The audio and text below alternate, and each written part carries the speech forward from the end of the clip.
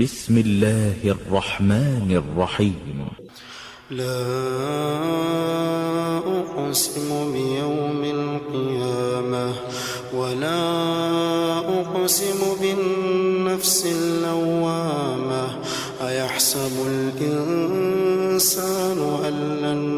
نجمع عظامه بلى قادرين على أن نسوي بنانه بل يريد الإنسان ليفجر أمامه يسأل أيان يوم القيامة فإذا برق البصر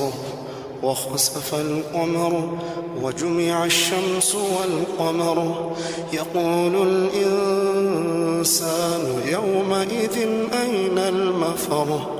كلا لا وزر إلى ربك يومئذ المستقر ينبأ الإنسان يومئذ بما قدم وأخر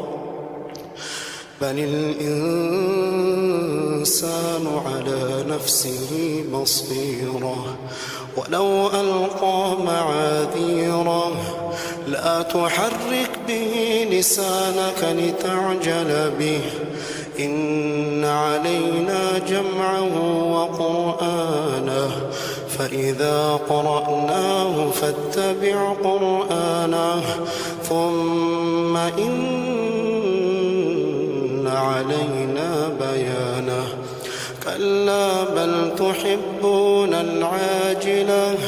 وتذرون الآخرة وجوه يومئذ ناظرة إلى ربها ناظرة ووجوه يومئذ باسرة تظن